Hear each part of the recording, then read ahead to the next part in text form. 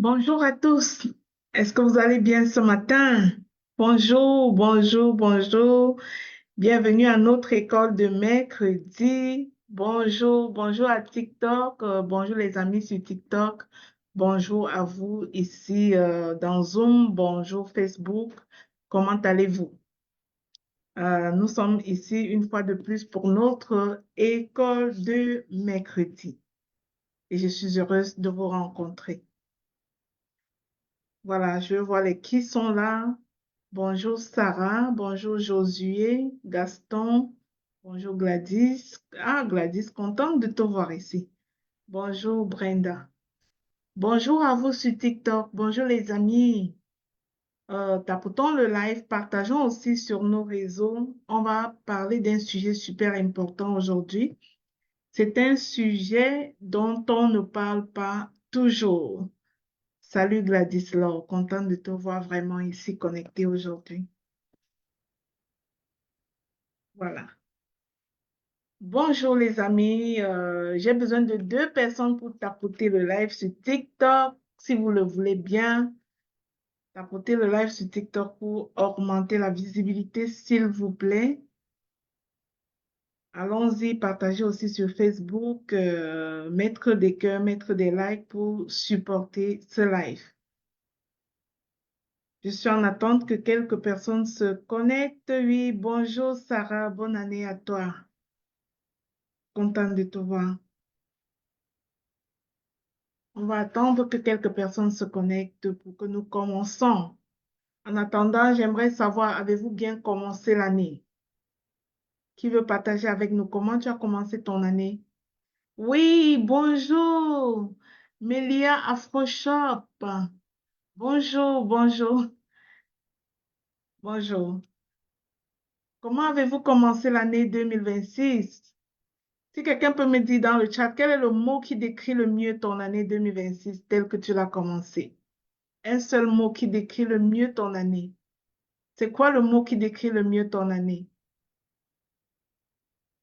Ce serait quoi ce mot? Dites-moi. Vous aussi sur TikTok, vous pouvez écrire, partager avec moi quel est le mot qui décrit le plus votre année 2026 depuis que vous l'avez commencé. Émotionnellement parlant. Ici, une personne me dit confiante, quelqu'un dit foi, Brenda dit foi, bravo. Ah, TikTok est plus agissante que le Zoom. Comment on peut expliquer ça? Étonnée, mais je m'attends au Seigneur. Sarah commence cette année avec le mot étonné. Ah, j'espère que tu es vraiment agréablement étonné cette année, en fait. Euh, Esther parle de calme, de paix. Oui, bravo. Brenda, la foi. Josué, la résolution. Ça, c'est un grand mot, Josué. Ça veut dire que tu as pris la résolution de faire de ton année quelque chose de particulier. Peut-être tu voudras bien nous partager ça. C'est quoi le mot qui décrit le mieux ton année? Dites-moi tous. C'est quoi le mot qui décrit le mieux ton année? Brenda, veux-tu regarder sur Facebook? Est-ce qu'on a des participants sur Facebook à ce live? Est-ce que nous avons des participants sur Facebook?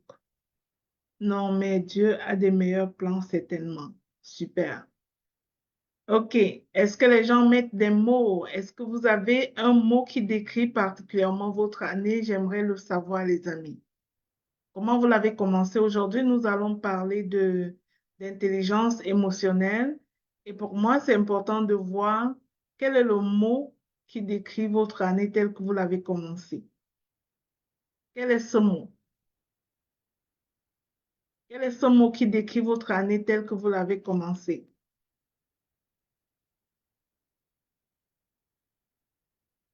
Oui, dites-moi. Gratitude. Quelqu'un parle de la gratitude.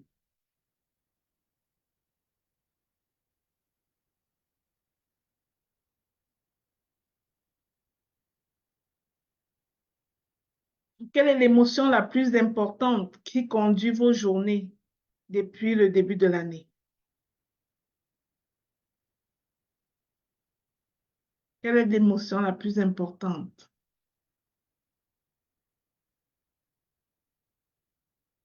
On va faire un petit test ensemble et je vais regarder vos réponses.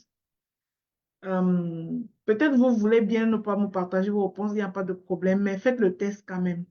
On va faire le test de la conscience de soi. La conscience de soi émotionnelle d'abord. Je vais te proposer je vais te proposer des phrases et et tu vas te noter sur 20. Je sais identifier ce que je ressens, même étant sous pression. Vous savez, parfois, c'est très difficile pour développer une bonne intelligence émotionnelle. Il faut déjà être capable de nommer ses émotions. Il faut déjà être capable d'identifier ses émotions. Alors, je veux qu'on fasse un petit travail sur la conscience de soi émotionnelle. Je vais te proposer des phrases et tu vas t'évaluer sur 20. Je sais identifier ce que je ressens même sous pression. Combien sur 20? Est-ce que tu sais identifier si c'est la tristesse que tu ressens, si c'est la colère, si c'est la joie, si c'est la peine? Qu'est-ce que tu ressens? Est-ce que tu es capable de l'identifier clairement? Note-toi sur 20. Deuxième phrase, je reconnais rapidement les émotions qui influencent mes décisions. Est-ce que tu es capable de reconnaître les émotions qui influencent tes décisions? Tu dois te noter sur 20. Je reconnais rapidement les émotions qui influencent mes décisions. À combien sur 20 est-ce que tu te notes? Il y a des personnes qui décident sous le coup de la colère. Il y a des personnes qui prennent des mauvaises décisions parce qu'ils sont en extrême joie. Il y a des personnes qui prennent des mauvaises décisions parce qu'elles sont très en colère, parce qu'elles sont très tristes. Est-ce que toi, tu identifies facilement les émotions qui influencent tes décisions? Tu te notes sur 20. Troisième phrase. Je sais ce qui me met émotionnellement en réaction. Je connais mes déclencheurs. Est-ce que toi, tu connais tes déclencheurs, ce qui te fait être en réaction? Note-toi sur 20. Je sais ce qui me met émotionnellement en réaction.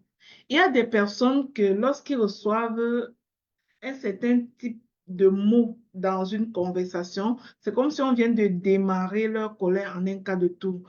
Dis-moi, est-ce que toi, tu reconnais en tout cas, tu reconnais ce qui te met émotionnellement en réaction, ce qui déclenche rapidement ta réaction?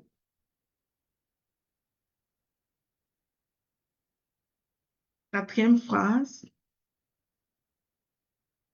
je fais la différence entre un fait et l'émotion que ce fait provoque en moi.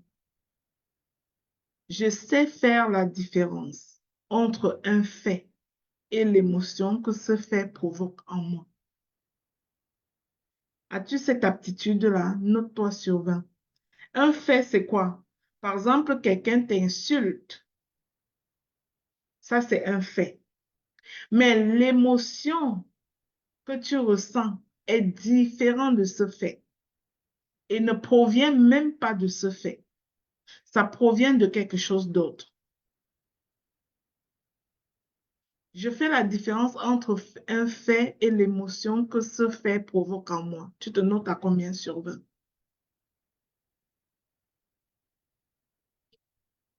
Nous allons maintenant faire le test.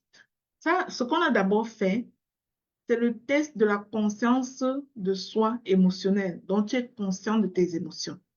Maintenant, nous allons faire le test de la régulation émotionnelle. On va ensemble faire le test de la régulation émotionnelle. Je regarde beaucoup sur TikTok ce qu'ils écrivent. Vous allez perdre mon regard ici dans Zoom. Nous allons faire le test de la régulation émotionnelle maintenant. Tu dois toujours te noter sur 20, d'accord? Note-toi toujours sur 20. Je prends du recul avant de réagir dans une situation tendue. Je prends du recul avant de réagir lorsque je suis dans une situation tendue. Sur 20, tu te notes à combien? Imagine que tu es leader dans une équipe et il y a une situation de crise. Tout le monde est fâché, tout le monde est tendu. Est-ce que toi, tu es de nature à prendre du recul avant de réagir? Note-toi sur 20. Imagine aussi que tu es parent et que tu as une situation de dispute à la maison. C'est vraiment la crise à la maison, la chicane, la grosse chicane. Est-ce que tu prends l'habitude de prendre du recul avant de réagir? Ou alors tu démarres la colère en un cas de tour. Tu démarres, tu prends des décisions avant de réfléchir plus tard. Es-tu de nature à prendre des décisions avant de réfléchir plus tard? Merci à ceux qui tapotent le live sur TikTok. Merci à vous. C'est vraiment gentil. Est-ce que tu appuies tout de suite sur la gâchette? Deuxième phrase de test de régulation émotionnelle. Je sais calmer mes émotions fortes sans les refouler. Je sais calmer mes émotions fortes sans les refouler. Est-ce que c'est ce que tu es capable de faire? Note-toi sur 20.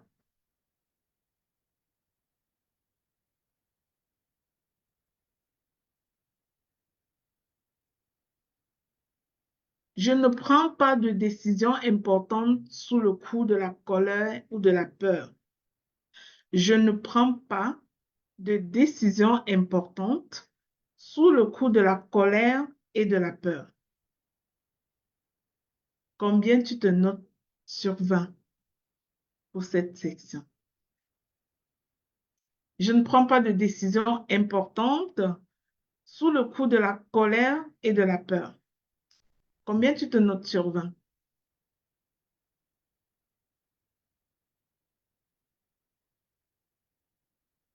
Quatrième phrase, je sais me recentrer émotionnellement après un conflit. Je sais me recentrer émotionnellement après un conflit. Ou bien, toi, tu es plutôt de nature à demeurer dans la même émotion après un conflit pendant des mois, pendant des années, toujours fâché, fâché. Est-ce que tu es de cette nature? Combien tu te notes sur 20? Je vais vous demander de faire la moyenne de vos notes pour chaque section. Sur la section de la conscience de soi émotionnelle, quelle est la moyenne de ta note sur 20? Sur la section de la régulation émotionnelle, quelle est la moyenne de ta note sur 20? Maintenant, nous allons faire le test de l'empathie et de l'intelligence relationnelle. Quand tu es en relation avec les autres, comment tu vois les autres? Qu'est-ce que tu penses? Comment tu agis avec les autres?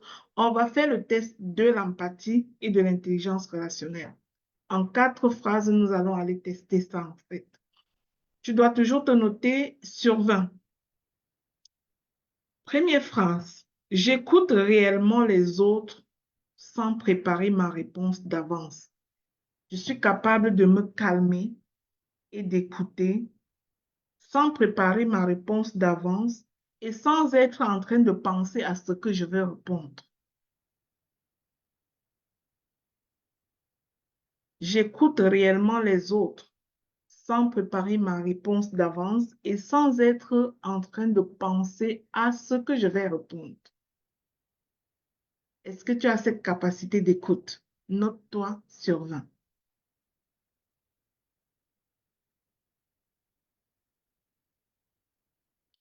Deuxième phrase.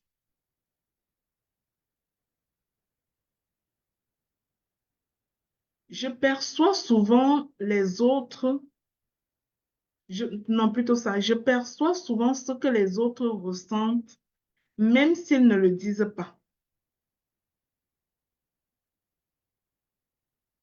Je perçois souvent ce que les autres ressentent, même s'ils ne le disent pas.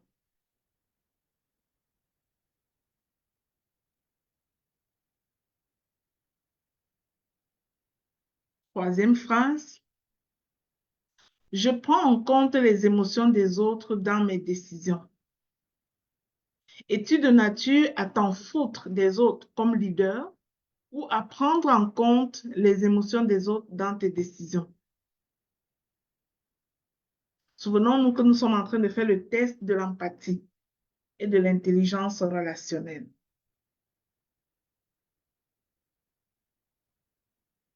Quatrième phrase, je sais faire preuve de compréhension sans forcément être d'accord.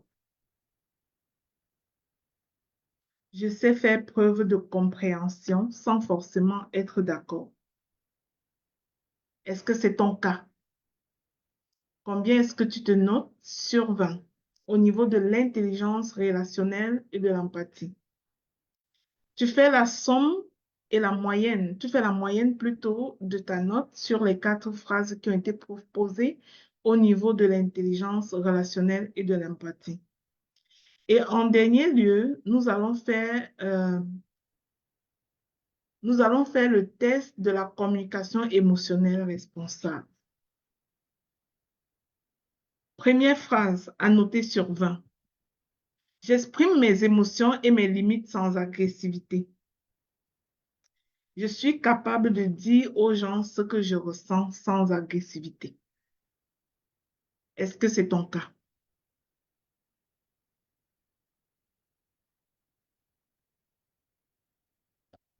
J'exprime mes besoins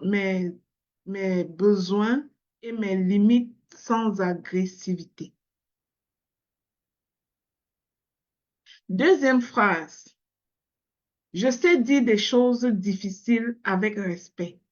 C'est-à-dire, tu es leader dans une équipe, il y a quelque chose de confrontant que tu vas dire avec l'autre. Mais est-ce que tu sais dire des choses difficiles à l'autre avec respect?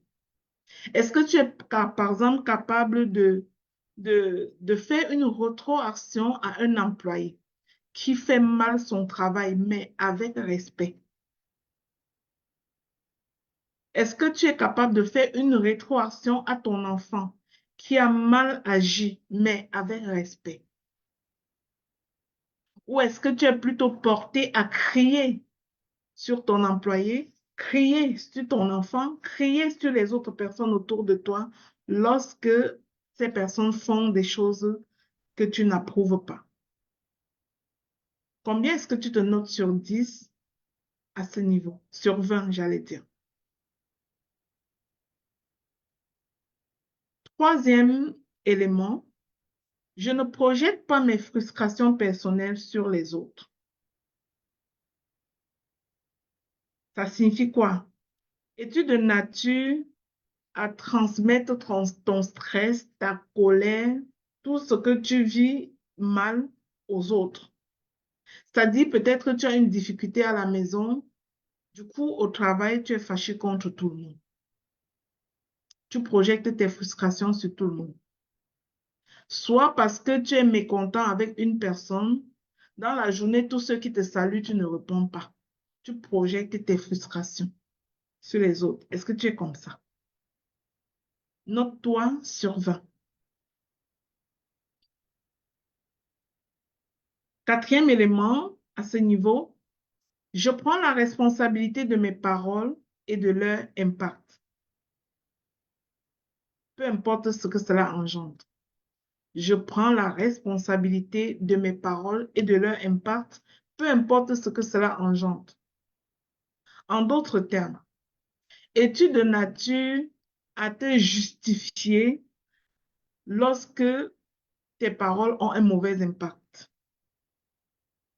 À commencer à te mettre à la défensive plutôt qu'à assumer ce que tu as dit, assumer ton erreur, assumer la mauvaise parole que tu as dite, demander pardon. Ou alors tu es plus porté à te justifier. Ne pas prendre la responsabilité. Tu te notes sur 20.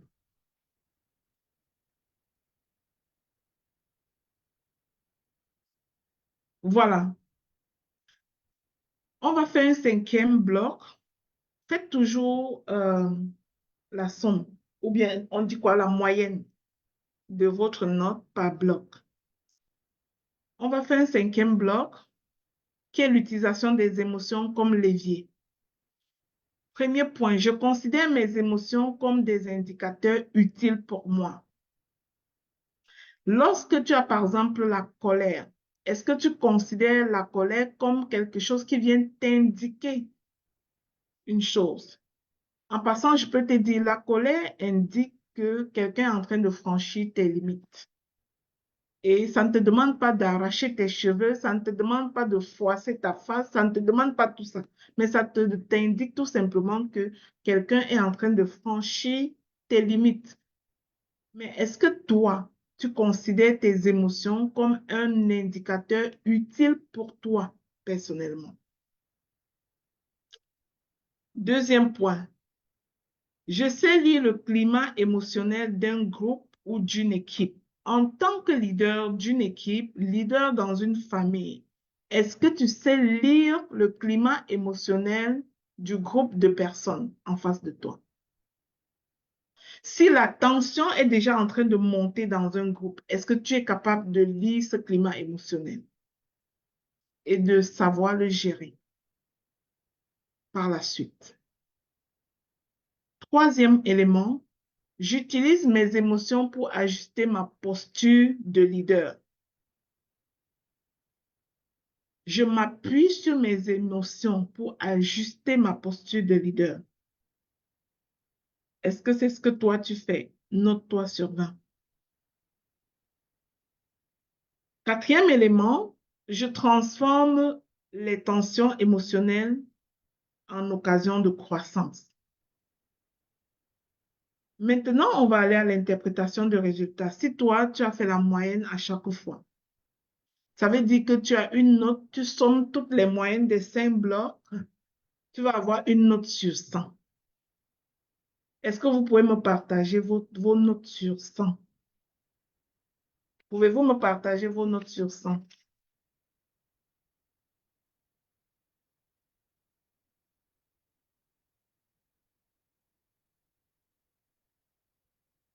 Je veux voir vos notes sur 100, s'il vous plaît. Partagez-les.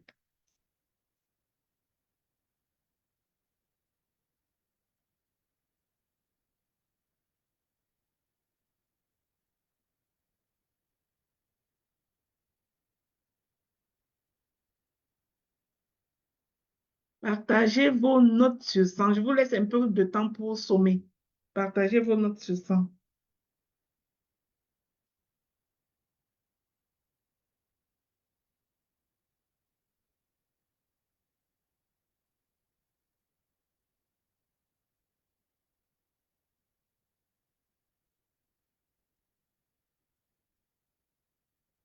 Partagez vos notes sur 100.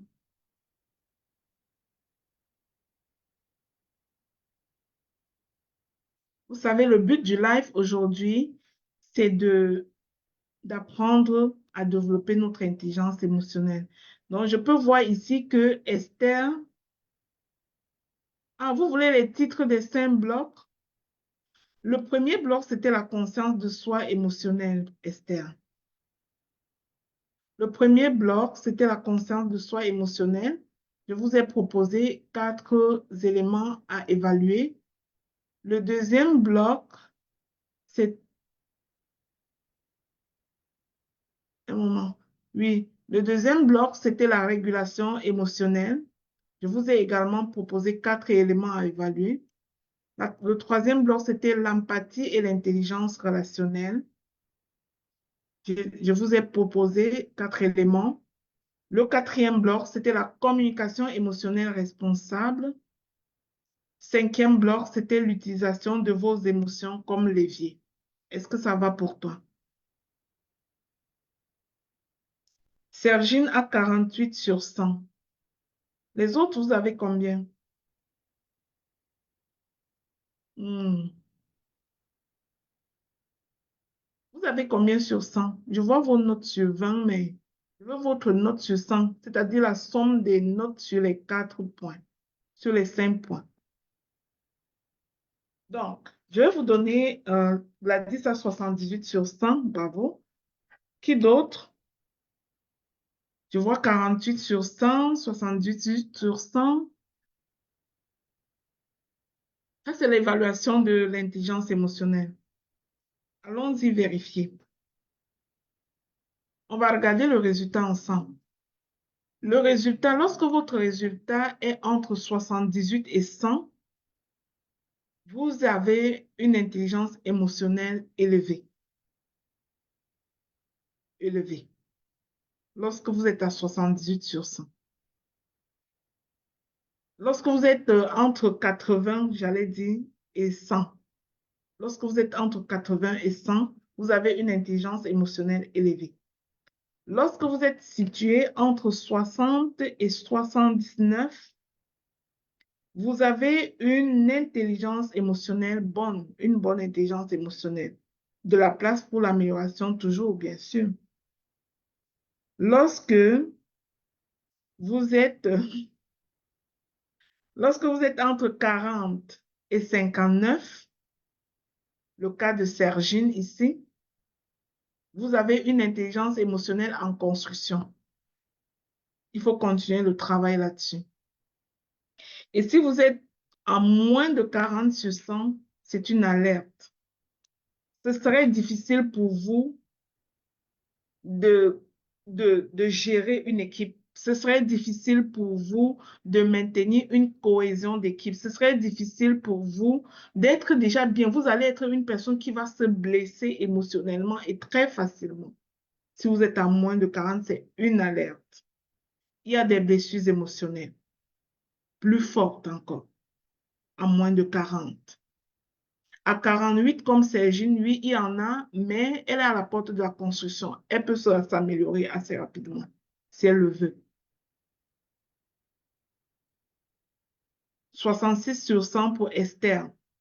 Esther, tu es dans la section de ceux qui ont une bonne intelligence émotionnelle, mais bien de la place à l'amélioration. Je demande à ceux qui sont entre 60 et 79 d'identifier quel est le bloc entre le 1 et 5 où vous avez une plus faible note. Esther, tu as une plus faible note dans quel bloc? Gladys, tu as une plus faible note dans quel bloc?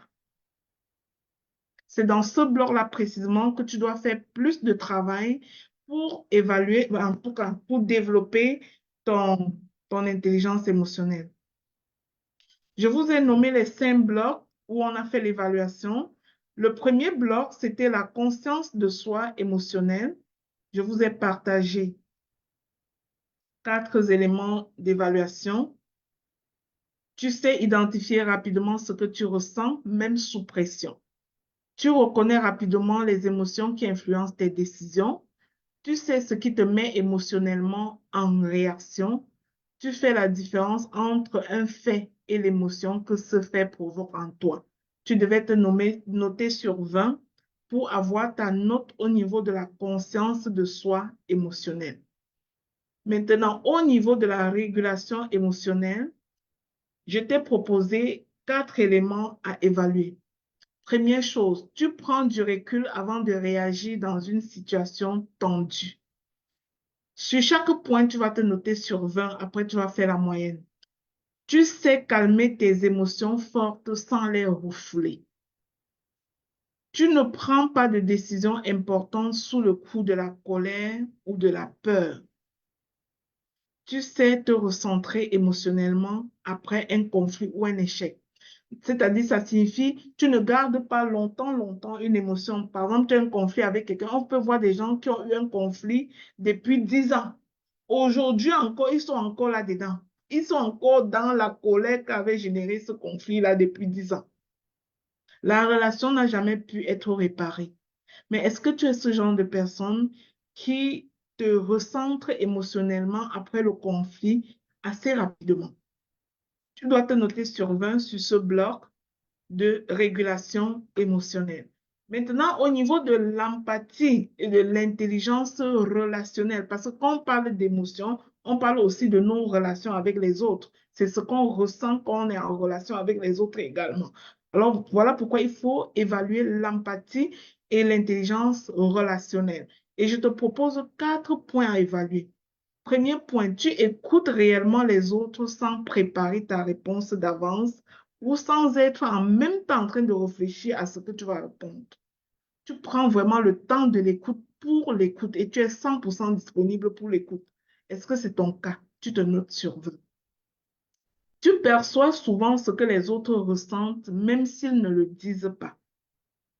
Ça, c'est un élément d'empathie. Est-ce que c'est ton cas?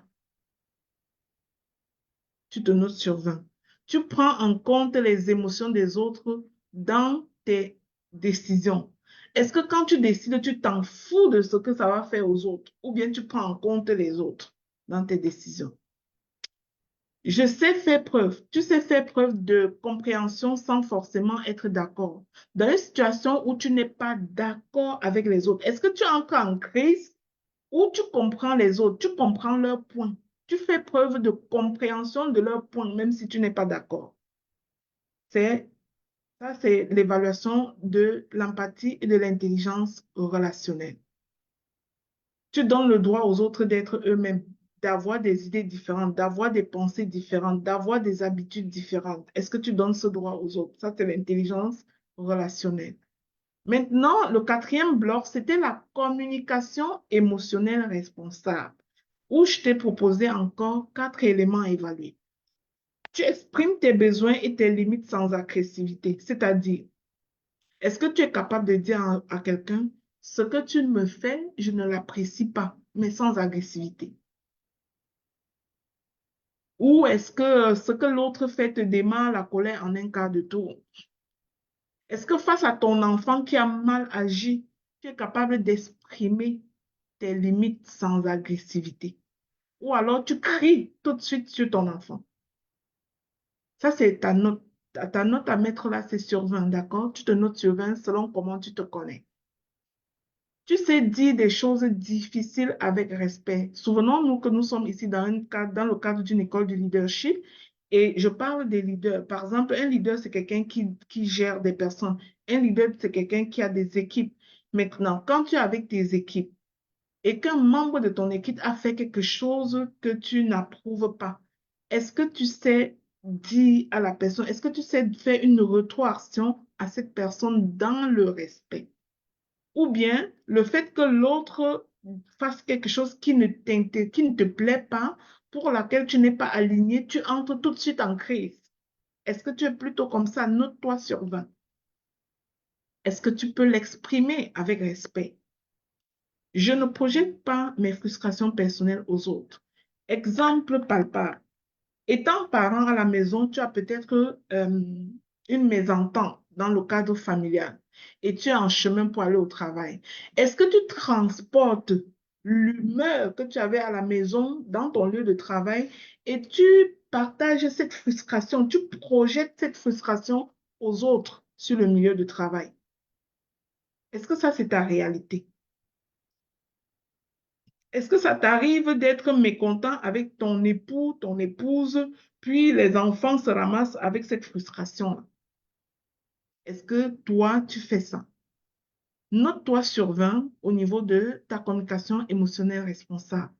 Le dernier point sur la communication émotionnelle responsable, note-toi sur 20 pour rendre compte du fait que tu prends la responsabilité de tes paroles et de leur impact. Ça dit, peu importe ce que tu as dit, peu importe l'impact négatif, positif que ça a causé, tu prends l'entière responsabilité et tu fais ce qu'il faut. Tu demandes pardon si ça a causé un tort, tu t'excuses. Est-ce que tu prends la responsabilité de tes paroles et de leur impact? Ou plutôt tu es quelqu'un de nature à s'excuser, à se justifier, à chercher à donner raison là où tout va mal en fait parce que tu n'assumes pas la responsabilité de tes paroles. Tu te notes sur 20. Le cinquième point, l'utilisation des émotions comme levier.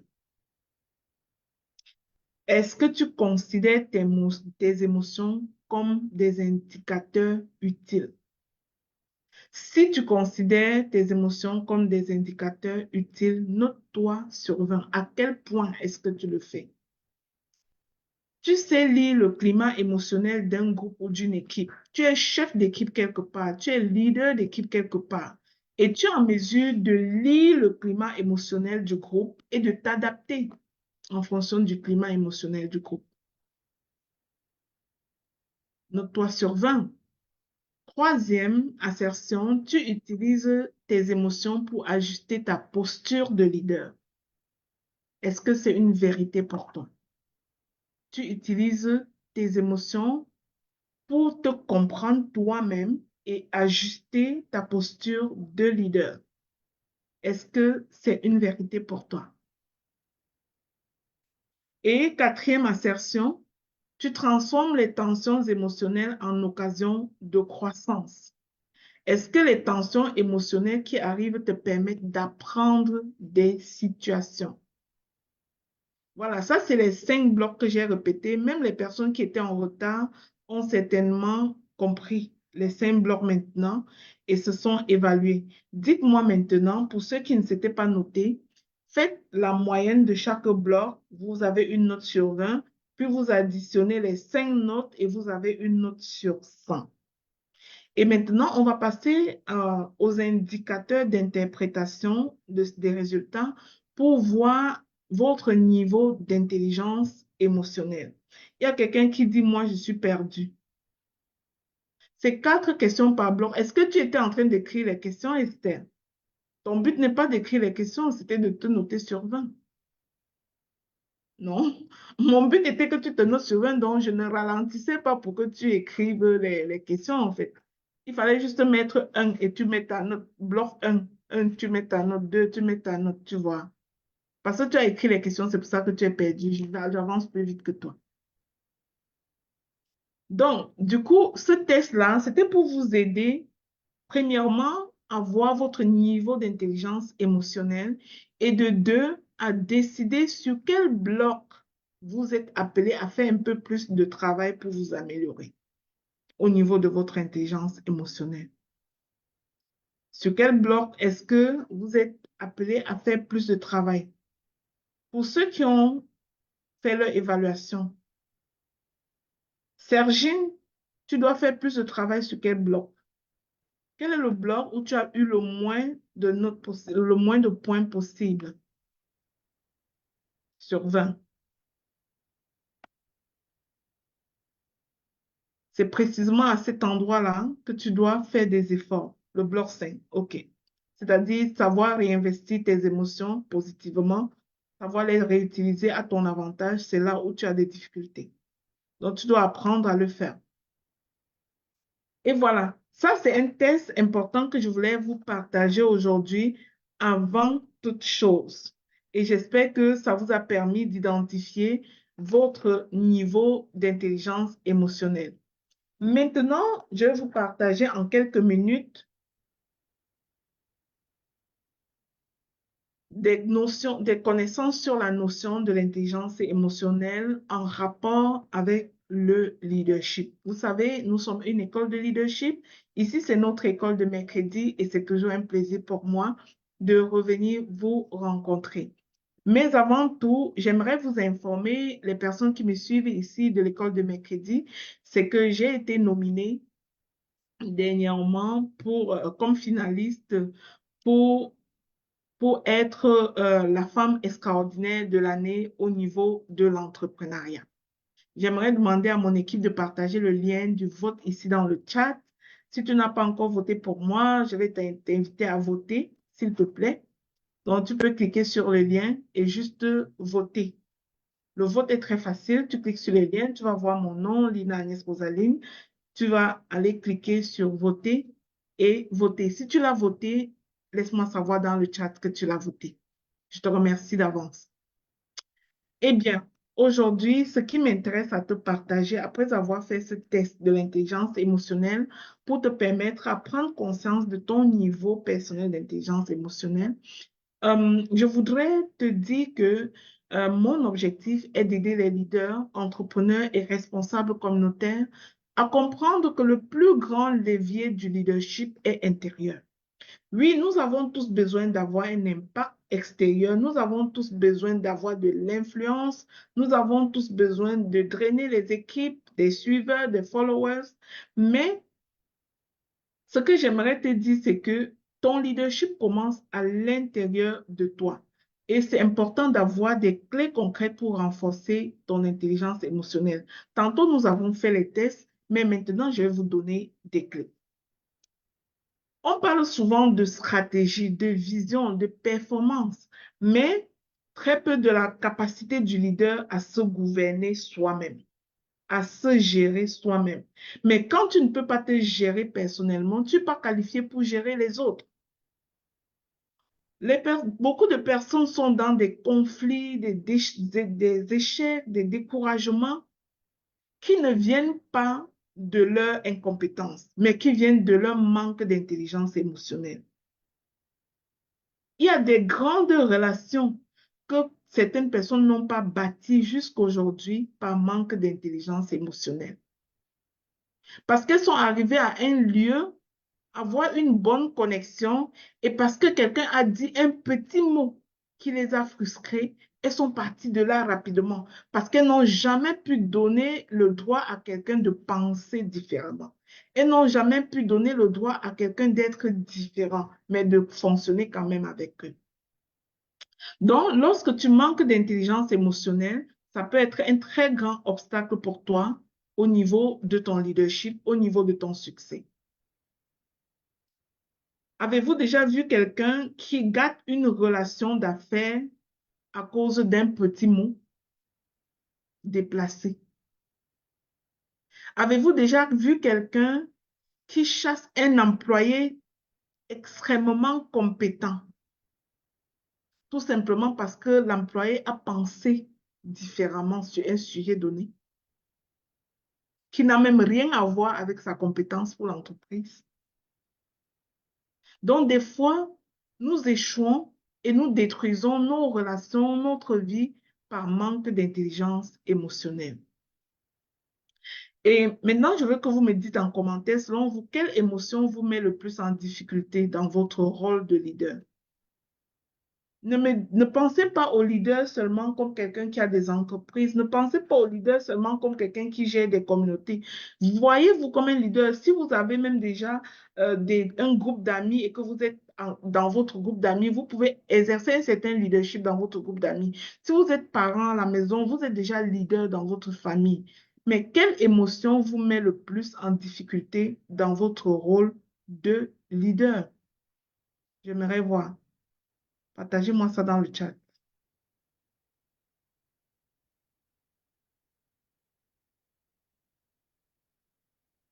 La colère.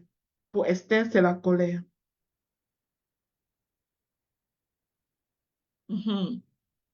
Quelle est l'émotion qui vous met le plus en difficulté dans votre rôle de leader?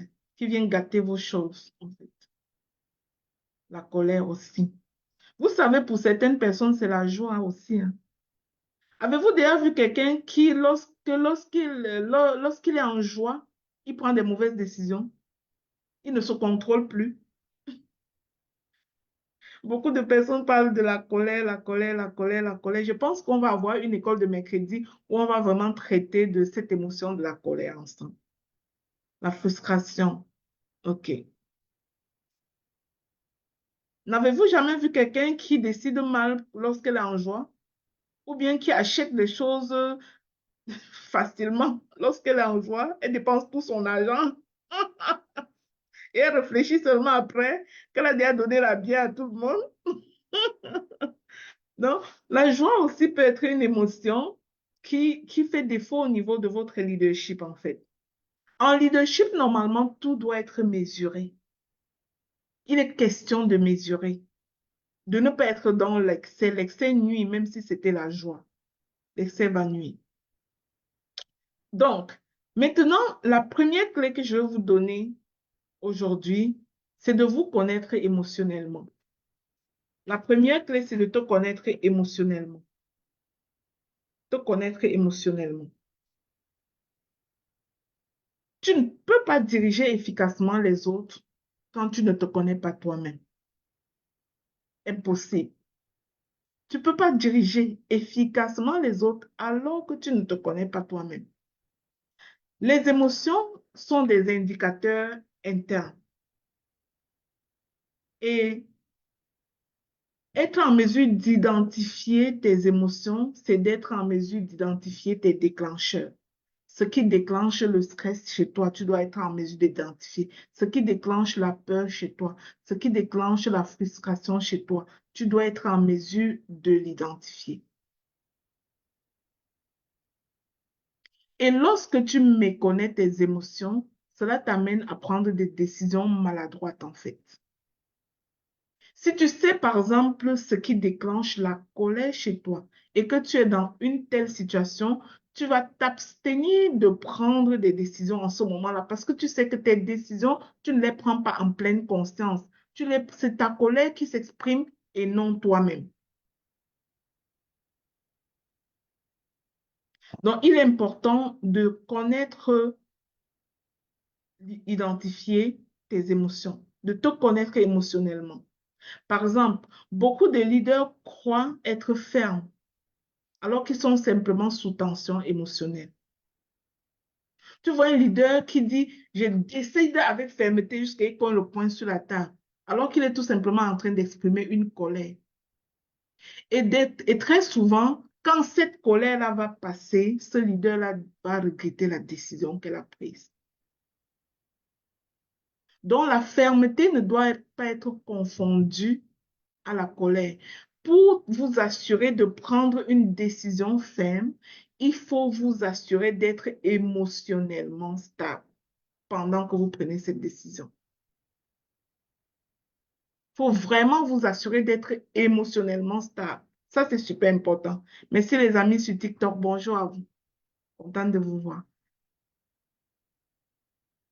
La deuxième clé que je vais vous donner, en dehors de se connaître émotionnellement, d'être capable d'identifier vos émotions, de connaître vos déclencheurs et de vous assurer de vous arrêter quand vous êtes sous le coup des émotions. Attendre de revenir à votre état d'équilibre avant de prendre quoi que ce soit comme décision. On a vu des gens qui ont conclu des achats et qui, un coup revenu à la maison, elles commencent à regretter. Est-ce que ça l'a aidé à arriver à quelqu'un?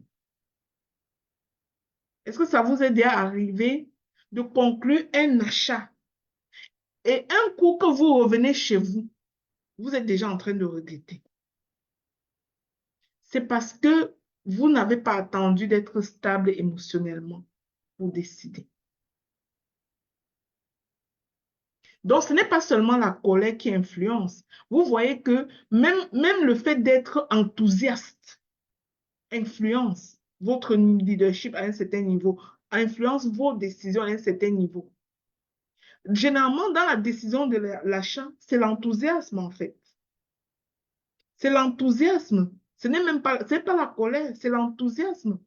La colère va te faire prendre des mauvaises décisions, des décisions qui vont faire du mal à quelqu'un d'autre et à vous-même. Sauf que l'enthousiasme, l'extrême enthousiasme va vous faire prendre une décision qui va être mauvaise pour vous-même personnellement. Au niveau de vos finances, au niveau de la gestion de votre foyer, au niveau de vos relations. Vous allez vous engager à un certain type d'action dans vos relations avant de réfléchir après coup. Donc, c'est important d'être conscient, de se poser la question, est-ce que j'ai vraiment besoin de cette décision? Des fois, juste à se poser cette question-là te ramène à l'ordre. C'est-à-dire, tu es face à quelque chose que tu veux acheter, tes émotions flottent, tu veux l'acheter. Pose-toi la question, parle-toi. Est-ce que j'ai vraiment besoin de ceci? Parce que tu t'es posé cette question, ta décision sera plus éclairée. Tu dois pouvoir statuer parce que tu as pris du recul pour te poser cette question. Et lorsque tu es en colère particulièrement, l'émotion de la colère, c'est quelque chose de particulier. Lorsque tu es en colère, c'est important de mettre un time time out sur toute décision. Zéro décision quand on est en colère. Non. Dors et tu prends la décision demain. Dis à la personne, je reviens à vous demain. Dors et tu prends la décision demain parce que tu sais que tu n'es pas émotionnellement stable. J'entendais souvent un adage où les gens disaient que c'est quelque chose de drôle. Mais j'entendais souvent quelqu'un dire, je ne sais pas si c'était mon père qui disait ça à l'époque, que si tu es un homme et que tu es dans le lit avec ton épouse, avant de prendre n'importe quelle décision, assure-toi de te lever jusqu'à te tenir debout sur tes deux jambes. Donc, c'est-à-dire, la décision arrive, mais descends, pose tes pieds par terre, tiens-toi sur tes deux jambes, le temps de rouler dans ta pensée, est-ce que c'est la bonne décision que je prends? Parce que tu peux être on peut t'avoir emballé dans un grand enthousiasme et tu prends une décision que tu vas regretter tout de suite après, n'est-ce pas? Qui ne va pas être bon pour vous tout de suite après. Donc, c'est important de prendre du recul pour prendre nos décisions, peu importe quelle décision nous voulons prendre. C'est important de prendre du recul pour ne pas nous laisser mener, pour ne pas laisser nos émotions décider à notre place. Ce qui est dommage, c'est de te rendre compte que la personne qui a décidé, ce n'était pas toi, c'était tes émotions. Quand tu es en colère et que tu donnes une claque à ton enfant, ou que tu cries fort sur ton enfant, la vérité, c'est que si tu es une mère qui aime son enfant, après, quand tu vois cet enfant-là en train de pleurer, tu regrettes un peu. Tu regrettes ton action, en fait. Tu en regrettes pourquoi? Parce qu'en vérité, la personne qui a posé l'action, ce n'est pas toi. Tu as laissé tes émotions te conduire. Tu as laissé tes émotions agir à ta place.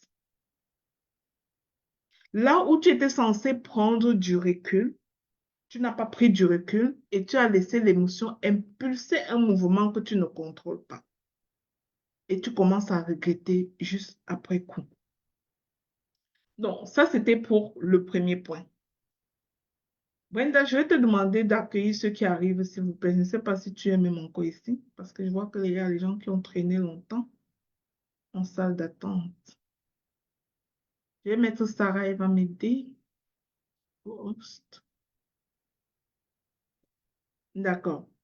Le deuxième point que j'ai à partager aujourd'hui, le deuxième point, la deuxième clé, c'est de réguler tes émotions.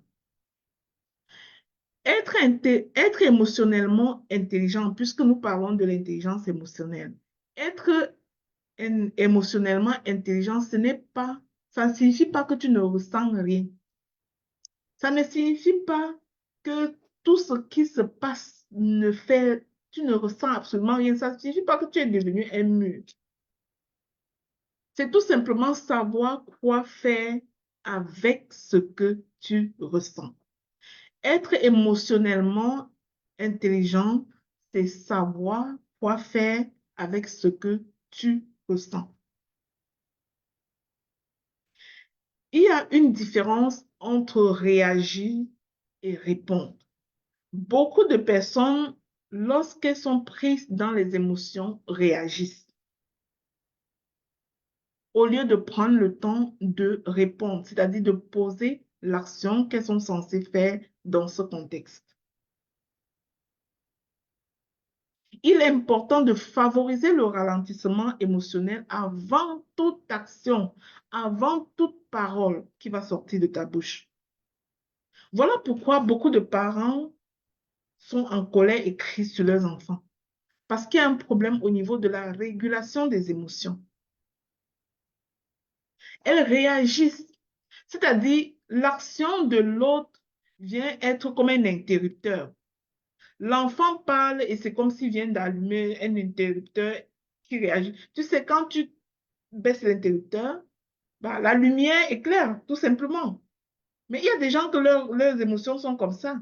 Un coup que quelqu'un a parlé ou que quelqu'un a fait quelque chose, leur émotion, ça s'allume tout de suite comme si on avait juste allumé ça. Mais en tant qu'être humain, on doit éviter de fonctionner comme ça, en apprenant à réguler ses émotions. C'est-à-dire faire le choix, faire le choix conscient de ce que tu as à poser comme action ou de ce que tu as à dire, peu importe ce que tu ressens. Lorsque quelqu'un dit quelque chose qui ne te convient pas, tu n'es pas obligé de crier. Dites-moi, qu'est-ce qui nous oblige à crier quand quelqu'un a dit quelque chose qui ne nous convient pas? Qu'est-ce qui nous oblige à crier? Tu n'es pas obligé de crier. Et si tu cries, plutôt que de répondre, ça veut dire que le problème, c'est toi. Le problème, c'est toi. Parce que ce que la personne a dit n'a pas le pouvoir de sortir le cri de l'intérieur de toi. Ce que la personne t'a dit n'a pas le pouvoir de sortir le cri qui est sorti de l'intérieur de toi. Ce que la personne t'a dit n'a pas le pouvoir de lever ta main pour frapper. Alors, si quelqu'un dit quelque chose ou fait quelque chose et que par conséquent, tu lèves ta main pour frapper ou tu ouvres ta bouche pour crier, sache que le problème, c'est ton incapacité à réguler tes émotions. Ce que la personne a dit n'a pas le pouvoir de faire ça. C'est pas comme une clé qu'on a mis dans... Je sais pas. Vous savez, on prend une clé pour ouvrir une porte. C'est pas comme une clé qu'on a eu dans une porte, on tourne et il faut que la porte s'ouvre. Non, tu n'es pas comme ça. Tu n'es pas un outil qui dépend de ce que les gens disent, qui dépend de ce que les gens font. C'est-à-dire, les gens décident que je veux qu'elle crie maintenant. Et on parle d'une certaine manière et tu cries. Je veux qu'elle s'arrache les cheveux maintenant. Elle parle d'une certaine manière et tu arraches tes cheveux. Parce qu'on sait déjà que tu es juste un outil qu'on te malmène comme on veut, avec les paroles qu'on dit, avec les choses qu'on fait. Et des fois, nous sommes comme ça en tant que parents face aux enfants. Et on se dit que les enfants se comportent mal et nous amènent à faire ça. Mais non, les enfants se comportent mal, c'est vrai.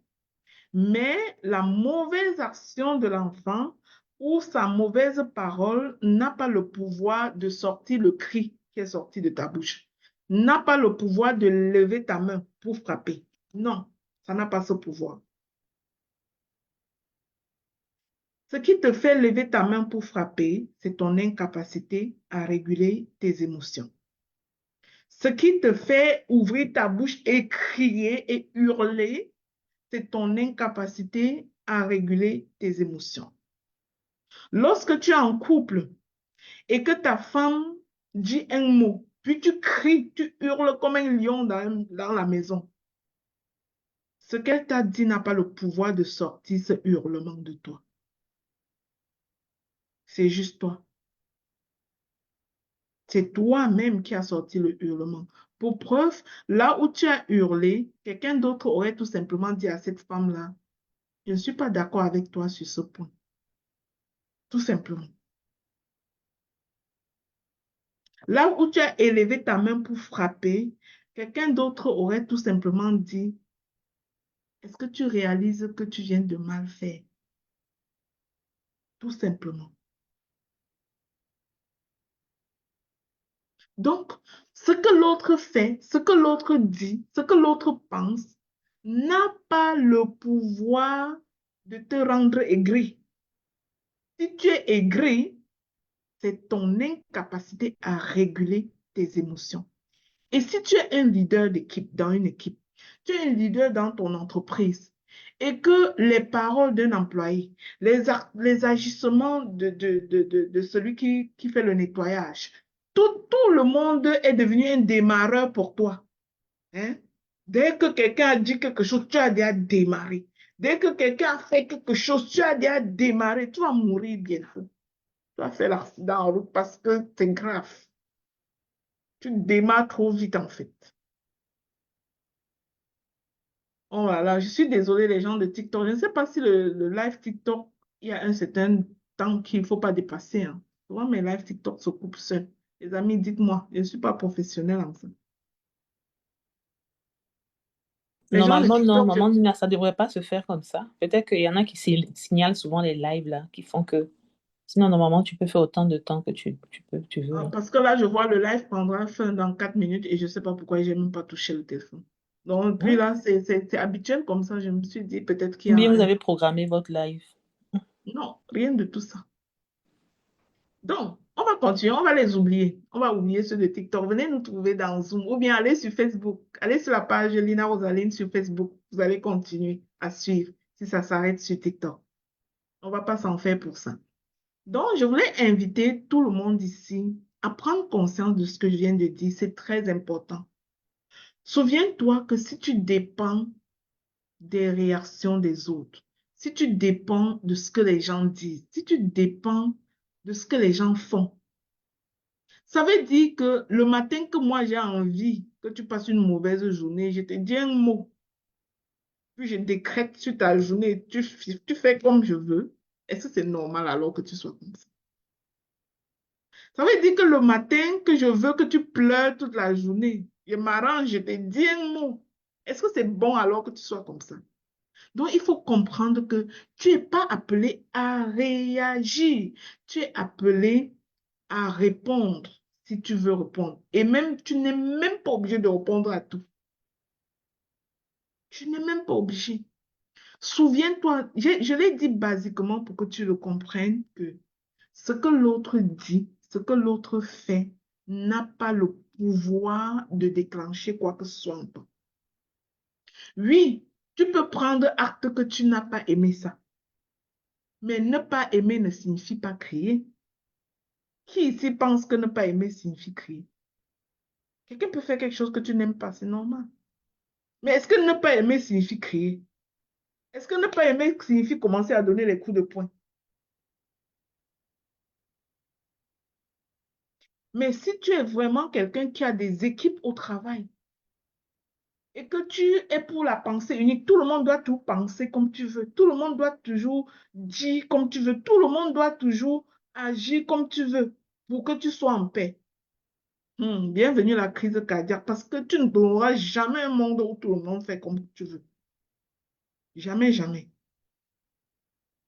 Tu n'auras jamais un monde comme ça.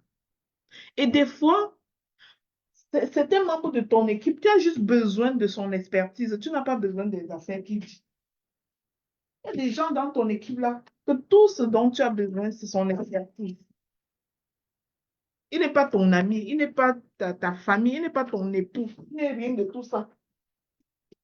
Il peut même faire son travail. Excusez-moi, j'ai branché mon ordinateur. Il peut même faire tout son travail sans que vous voyez, vous voyez même.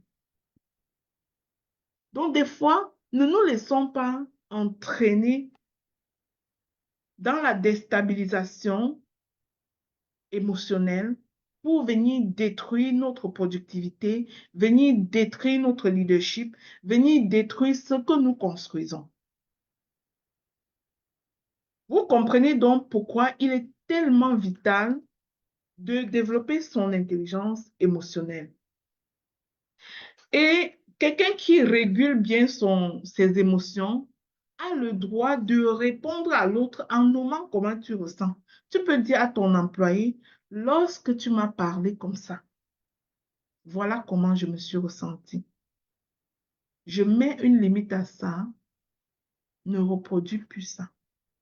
Mais tu vois que tu n'as pas crié, tu n'as pas hurlé, tu n'es pas entré dans tous les états bizarres. Et ça te fait du bien à toi, même pas à la personne, à toi d'abord en premier. Donc, apprendre à réguler ses émotions. Apprendre aussi que les émotions sont là pour te passer un message. Surtout l'émotion de la colère.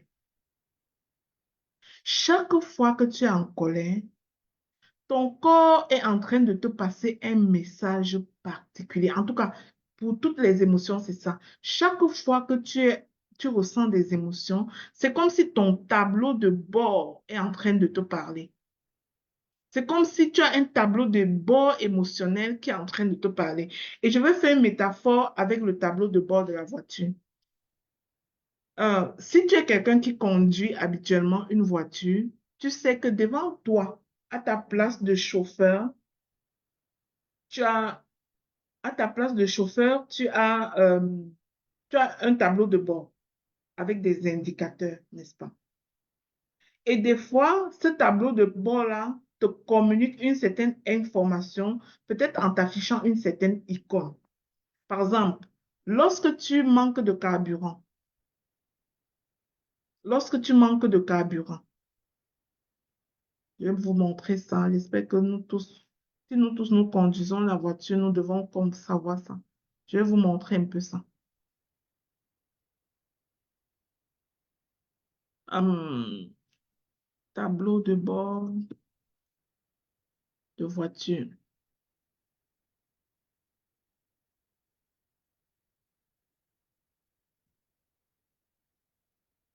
Bon, je vais te montrer une illustration et on va regarder ensemble. Tableau de bord de voiture.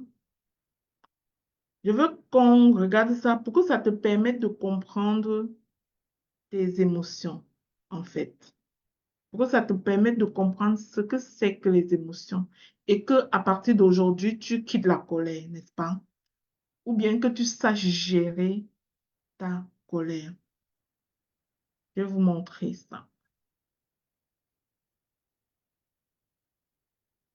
Je cherche un exemple qui va être parlant pour vous.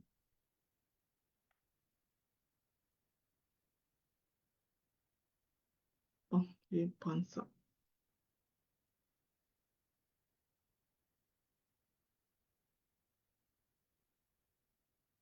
Bon, j'ai pris quelque chose sur Internet et je vais vous le montrer. Ce n'était pas prévu, mais je vais vous montrer. J'ai vu beaucoup de colère ici. Faut qu'on traite ça un peu. Vous voyez ça? Ce schéma? Je l'ai pris sur Internet. Vous voyez ce schéma? Donc, un chauffeur dans sa voiture a un tableau de bord. Ça, c'est des icônes possibles qui s'affichent à son tableau de bord. C'est-à-dire, ton tableau de bord, quand il fonctionne normalement, il n'y a rien de tout ça. On est d'accord? Quand ta voiture fonctionne normalement, il n'y a pas nécessairement tout ceci. Sauf qu'à un moment donné, pendant que tu es en train de conduire, tu peux réaliser que une des icônes ici s'affiche. Et je vais prendre un pour qu'on illustre avec. Tu peux réaliser par exemple que ceci s'affiche. Quand ceci s'affiche, c'est en train de te dire quoi? Est-ce que quelqu'un peut Le me... niveau de carburant. Voilà. C'est en train de te dire que si tu ne prends pas de carburant, tu cours le risque de tomber en panne sèche, genre. C'est un peu ce que ça, le message que c'est en train de te dire. C'est en train de te dire que tu es en train d'atteindre ta limite au niveau du carburant. Maintenant, lorsque tu as cette icône qui apparaît sur ton tableau de bord, qu'est-ce que tu fais? Qu'est-ce que tu fais logiquement pour répondre? Il est sage de se rapprocher vers une station pour Une station-service s'appeler. pour prendre du carburant. Right, ça c'est bon. Maintenant, je voudrais faire un rapprochement avec les émotions. Ton, ton être émotionnel a un tableau de bord. Et il peut arriver des fois qu'une icône affiche qui s'appelle colère, qui s'appelle joie, qui s'appelle frustration, qui s'appelle... Mais ça vient pour te passer un message autant que l'icône du carburant ici te passe un message. Donc, lorsque ça vient te passer le message, tu es censé poser la question à toi-même. Qu'est-ce que ce que je ressens est en train de me dire? Prenons le cas d'un enfant qui rentre de l'école et peut-être qui a traîné ses chaussures dans la boue. Peut-être il est arrivé que vous avez bien lavé votre, vous avez bien lavé votre plancher, votre maison est bien propre et il a traîné ça sur le plancher comme ça avec la boue. Généralement, il y a des enfants qui peuvent faire ça. Et comme tu as vu ça, tu ressens quelque chose, peut-être une colère, tu ressens une colère. Mais quand tu ressens la colère, il y a des réactions possibles. Il y a des façons possibles d'agir. Une personne, a priori, va se lever et donner un coup à cet enfant. On est d'accord? Une autre personne va crier sur cet enfant. On est d'accord? Mais ces deux personnes sont en train de mal agir. Pourquoi? Parce qu'elle aurait pu se poser la question, pourquoi je ressens ce que je ressens? Parce que l'enfant a sali le plancher. Donc, tout ce que tu avais à faire était de dire à l'enfant que, regarde, tes souliers sont sales et tu as traîné la boue. Tu es en train de salir le plancher. S'il te plaît, enlève-moi tes souliers et tu nettoies ce qui est sali. Donc, tu avais besoin de donner cette information à cet enfant qu'il est en train de dépasser quelque chose qui ne devrait pas dépasser une limite, qu'il est en train de faire quelque chose qui n'est pas correct. Maintenant, au lieu de faire ça, tu réagis en criant ou en tapant. Je vais te dire la réaction de quelqu'un d'insensé par rapport au carburant. Donc, si quelqu'un qui a cette icône du carburant devrait se comporter comme toi, parent qui crie sur tes enfants, c'est que dès que l'icône du carburant arrive là, il va arracher le fusible qui fait que les icônes là affichent. Il va arracher ça. Mais ce n'était pas venu pour que tu te fâches, pour que tu entres en crise. C'était venu pour que tu répondes à un besoin. L'icône du carburant est venu te demander d'aller à la prochaine station de service. La colère face à la boue sur ton plancher est en train de te dire que ton plancher est sale. Trouve la solution pour qu'elle soit nettoyée. Mais donne la responsabilité à celui qui l'a sali de le nettoyer. Ça ne t'invite pas de crier, ça ne t'invite pas de frapper, ça ne t'invite pas à tout ça. Lorsque tu te rends à tout ça, tu sais que tu as une incapacité à réguler tes émotions, tu as une incapacité à décoder le message derrière tes émotions. Et lorsque je prends un exemple avec avec des émotions positives, je crois que ça peut vous permettre de comprendre exactement ce que je dis. Imaginez-vous que vous arrivez au travail ce matin et vous êtes comme hi, hi, hi, hi, ho, ho, ho, ho, parce que vous êtes en joie. Tout le monde va croire que vous êtes fou, n'est-ce pas?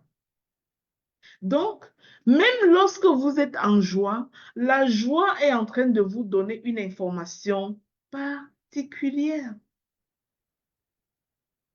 Si je suis en joie en ce moment, la joie est en train de me faire mettre le doigt sur quelque chose qui me rend joyeux.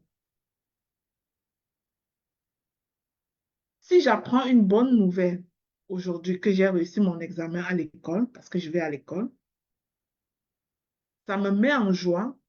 C'est en train de me dire que lorsque je réussis à mes examens, je développe mon épanouissement intérieur. Donc, je dois mettre des efforts pour toujours réussir mes examens. C'est pas en train de me dire de commencer à boire, saouler, me désorganiser parce que je suis en joie. Mais la colère arrive et nous nous désorganisons parce qu'on est en colère. Non, la colère vient autant pour nous donner un message, qu'il y a quelque chose à arranger, qu'il y a une limite à poser avec quelqu'un. À dire à quelqu'un, voici la limite, il ne faut pas faire comme ça.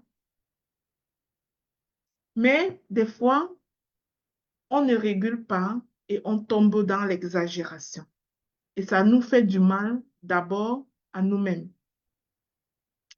Clé numéro 3, développer une empathie active. L'empathie n'est pas une faiblesse, c'est une intelligence relationnelle. C'est-à-dire écouter au-delà des mots. Par exemple, écouter l'enfant qui est entré avec les souliers sales au-delà de l'action que l'enfant a posée. Parce que rien ne te dit. Non, c'est-à-dire, je peux mettre ma main au feu que l'enfant qui court et entre chez eux embarque au salon avec des chaussures, avec la boue. Je peux mettre ma main au feu que cet enfant-là n'a pas calculé dans sa tête que j'ai vraiment envie de mettre la boue sur le plancher chez nous pour faire chier ma mère aujourd'hui. Je mets ça entre guillemets mon mot. Je suis sûre que l'enfant n'a pas pensé comme ça. Certainement, l'enfant a juste été enthousiaste de retourner à la maison, ne s'est pas contrôlé, a manqué de sagesse et est entré avec des chaussures sales. Et quand il reçoit tout de suite une lionne devant ses yeux en train de frapper, imagine-toi. Donc, des fois, il faut être empathique, écouter l'autre au-delà de l'action qui est posée, écouter l'autre au-delà des mots qui sont dits.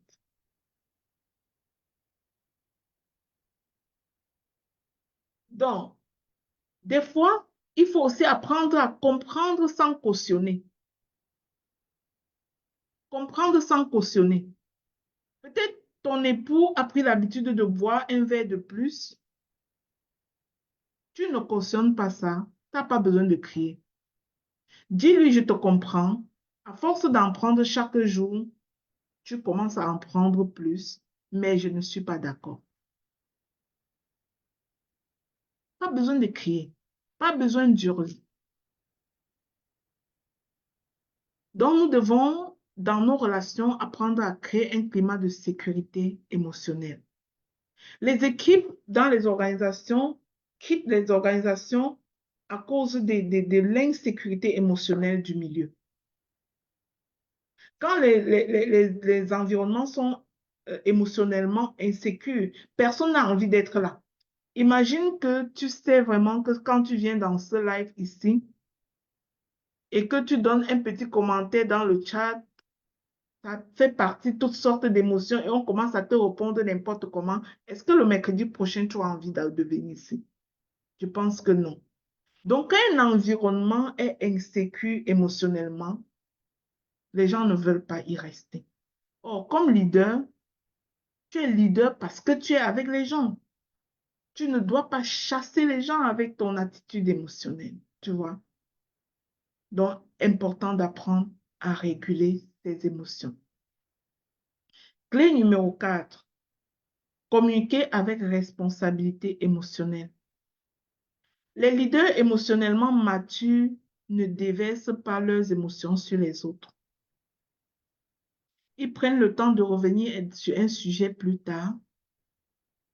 Ils prennent le temps de s'excuser quand elles ont mal parlé, quand elles ont mal dit des choses, quand elles ont mal fait quelque chose. Elles prennent le temps de dire aux autres, je te comprends, mais je ne suis pas d'accord. Elles ne déversent pas leurs émotions sur les autres. Elles disent les choses difficiles avec respect.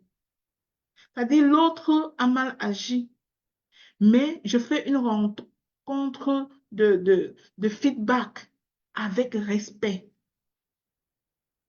Oui, la personne a mal agi, mais tu ne viens pas dans la rencontre pour le dévorer. Tu viens dans la rencontre lui parler comme on parle à un humain, en fait. Un leader émotionnellement mature pose des limites sans agressivité. Tu peux dire, je ne permets pas ceci, je n'autorise pas ceci, mais sans agressivité. Tu peux dire, telle chose est inacceptable, mais sans agressivité. Donc, il est important de comprendre que nous ne devons pas confondre autorité et domination émotionnelle. Beaucoup disent qu'ils assument une certaine autorité alors ils pratiquent tout simplement la domination émotionnelle. Voilà, j'aimerais te dire aujourd'hui que ce n'est pas ce que vous dites qui blesse le plus, mais c'est comment vous le dites. Ça, c'est la communication. Ce n'est pas ce que vous dites qui blesse le plus, mais c'est comment vous le dites. Dans mes expériences en tant que leader, j'ai l'habitude de traiter des sujets très, très sensibles avec les gens. Ça dit, tu sais le genre de sujet que tu rencontres quelqu'un pour lui dire que là, tu as mal fait. Là, ça ne marche pas. Là, c'est inacceptable. Mais tu dois mesurer ton intelligence émotionnelle à ta capacité de faire cette rétroaction avec respect et de continuer le chemin avec la personne parce que ce qui va te faire continuer le chemin avec la personne, C'est ta capacité de montrer le respect, peu importe ce que tu avais à lui dire. Les gens collaborent pour s'améliorer. Les gens collaborent pour corriger des fautes, mais qu'elles commettent. Mais les gens ne collaborent pas qu'on les infantilise, qu'on les chiffonne dans la rétroaction. Permettez-moi, je vais ouvrir mon bureau. Quelqu'un sonne?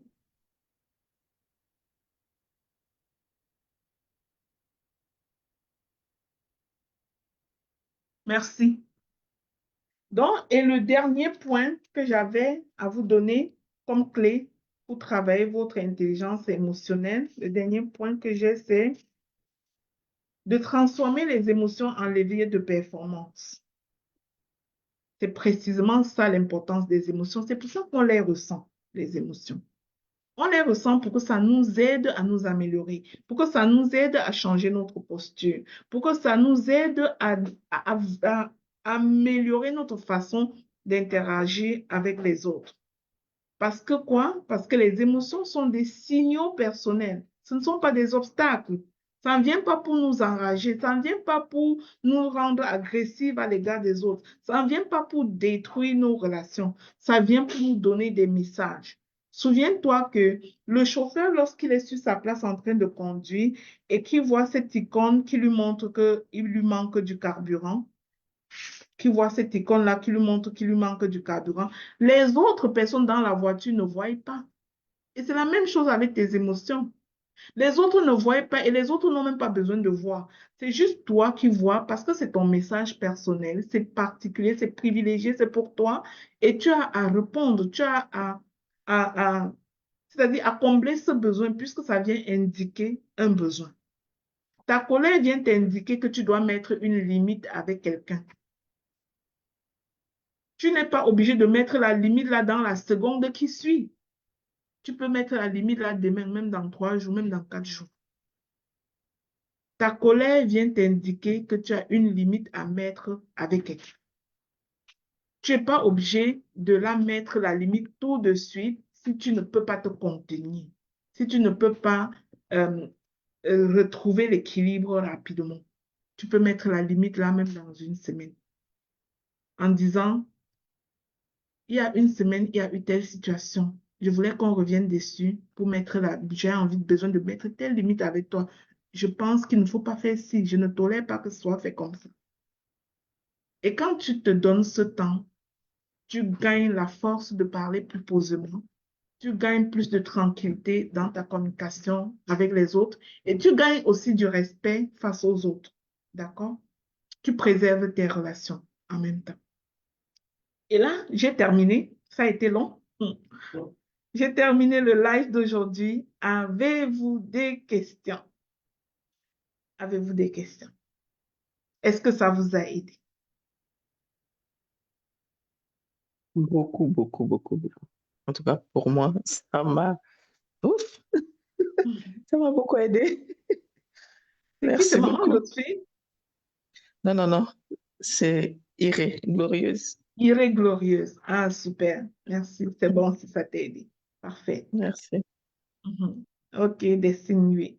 Et nous tous qui sommes dans les personnes qui sont coachs, qui parlent avec d'autres personnes, vous savez à quel point c'est important de se réguler émotionnellement. Les gens qui sont avec vous ne parlent pas tout comme vous voulez, ne disent pas toutes les choses comme vous voulez. Et imaginez-vous que tous ces gens-là deviennent des déclencheurs, des clés qu'on tourne et vous réagissez, vous devenez aigri, vous devenez amer, vous devenez... Les gens, non, on ne peut pas te contrôler comme ça. Tu dois apprendre à te réguler émotionnellement, n'est-ce pas? Comme leader. Eh bien, merci. Oui, Papa Clotaire. Bonjour, bonjour maman Lina, bonjour à toutes. Bonjour, Papa Clotaire. Merci.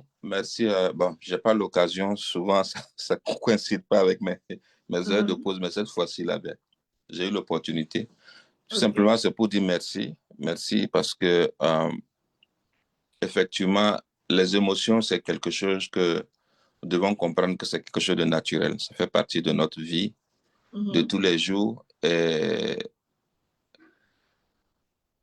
apprendre à gérer ses émotions, je pense que c'est une manière c'est un signe de maturité.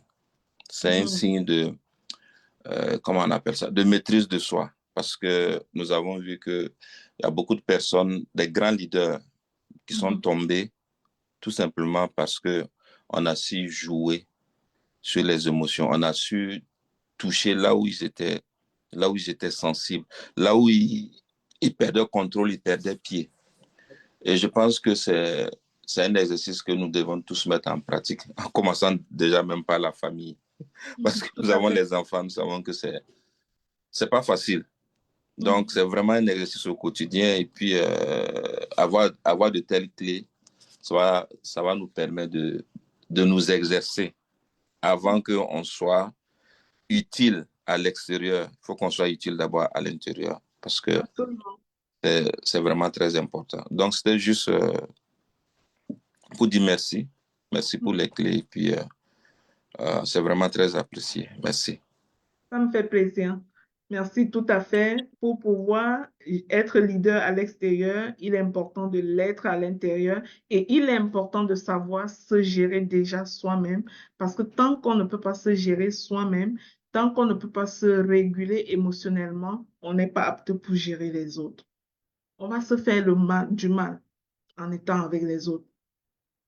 On va être en posture de contrôle, on va vouloir tout contrôler, mais le monde de la pensée unique n'existe pas et on va se faire mal. Voilà. Donc, Brenda, je ne sais pas, avez-vous voté pour moi?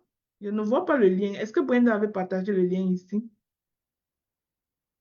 Brenda, avez-vous partagé Alors, le maman, lien? tu dis, Avais-tu partagé le lien du vote là aux amis ici?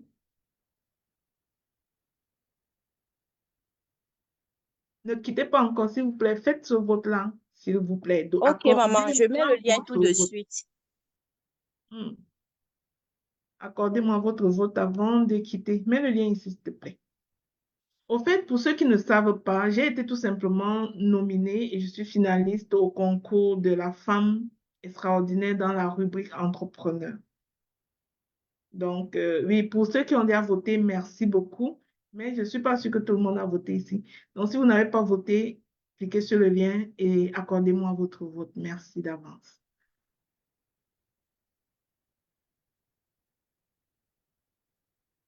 Oui, ça m'a fait plaisir, Esther.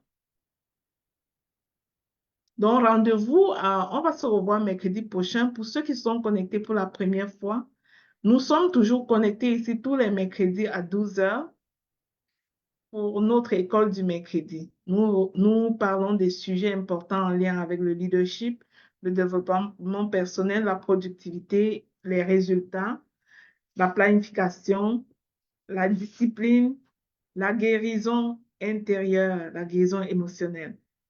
Aujourd'hui, c'était le tour de la régulation émotionnelle. Donc, le lien est ici pour quelqu'un qui n'aurait pas déjà voté. Merci beaucoup. Partagez aussi autour de vous, s'il vous plaît. J'ai besoin de beaucoup de votes. Je n'ai pas encore atteint l'objectif. Je suis encore bien challengée dans les votes.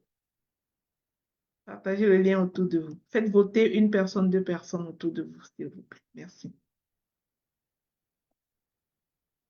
Et voilà, on va quitter Facebook. Merci aux amis sur Facebook. Ça m'a fait plaisir de partager ce moment avec vous ce mercredi. À très bientôt.